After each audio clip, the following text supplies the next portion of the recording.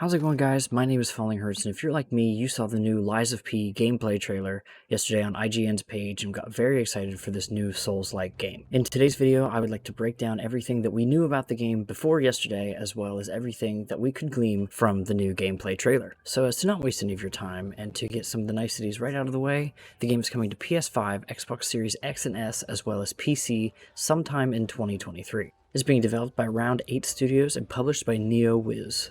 Now, to jump straight into what this game actually is, let's go ahead and throw some blanket terms out here. It is an action, skill-based RPG, which basically means it's a Souls-like. Even in some marketing it does say as such, but I don't want you to hear just Souls, I want you to think more Bloodborne when I talk about this game. Now, we don't really know much about the story, so I guess it'll be easy enough to get out of the way first and right now. In Lies of P, you play as, of course, Pinocchio, and you wake up in an abandoned train station in Krat, a city overwhelmed by madness and bloodlust. In front of you lies a single note that reads, "Find Mr. Geppetto. He's here in the city." Now, of course, that might sound really familiar to you, waking up in a city of madness and bloodlust. Think Bloodborne 100%.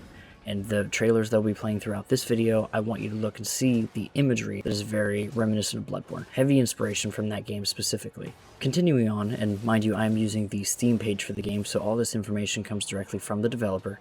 You will play as Pinocchio, a puppet mechanoid, and fight through everything in your path to find this mystery person. But don't expect any help along the way. You must always lie to others if you hope to become human. Now, of course, this comes from the original tale of lying was a big thing for the character because that's like his quirk. But also, becoming human was what he always wanted, and I guess this game is going to be a twisted representation of both those themes. But building off of that though, it is said that there are going to be lying quests and multiple endings.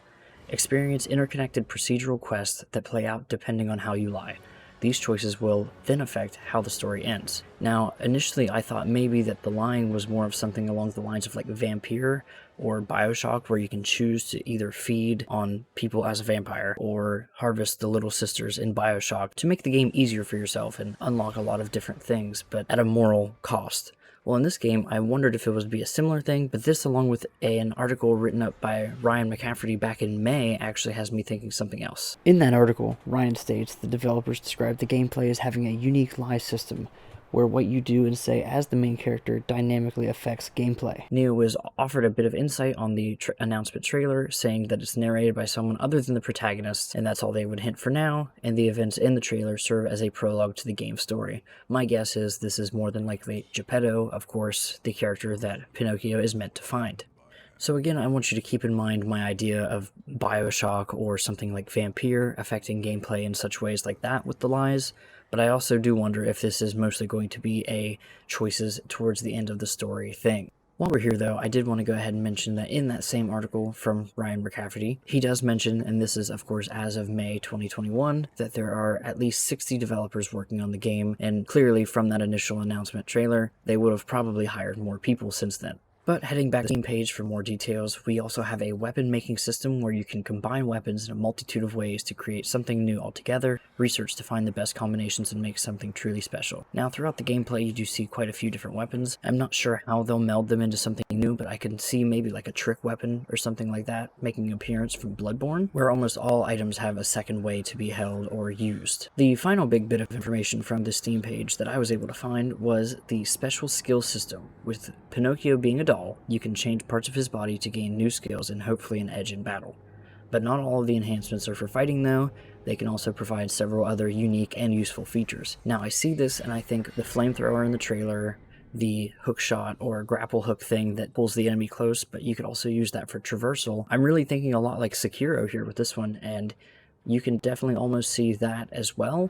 And I hate to just bringing parallels to these games, but it's very heavily inspired by these titles, so it's hard not to think that there is inspiration there all the way around. Watching these trailers, it's clear there's a big emphasis on horror. I don't mean that it's going to be outwardly jump scary or anything like that, but I believe the atmosphere as well as the creature designs make the potential to make a really good twisted tale of the Pinocchio story all the more possible. But there you have it, that's everything we knew about Lies of P up to this point as of yesterday.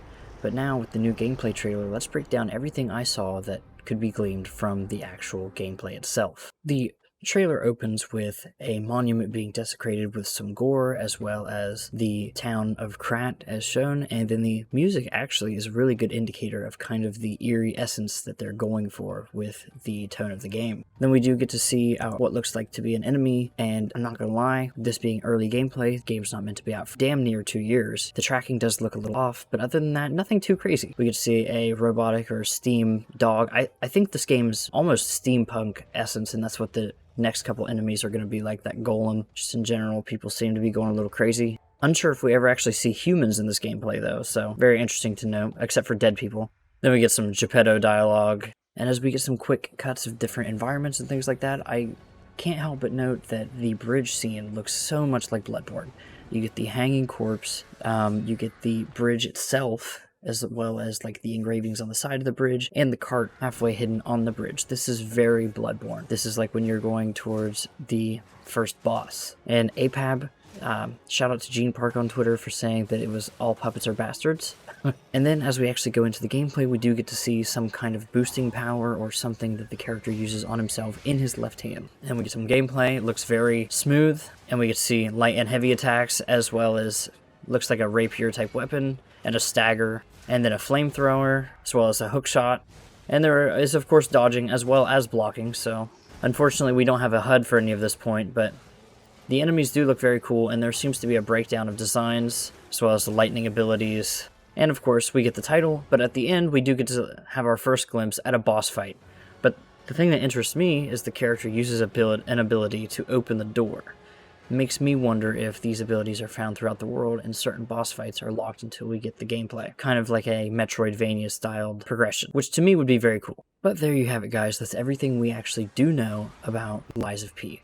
If you found this video at all informative, please go ahead and subscribe, or even think about sharing this video to your friends, whoever, because I'm so close to 400 subscribers and I'd like to hit that very, very soon. I am Falling Hurts, and this is one of the videos that I do. Thanks for watching. Bye.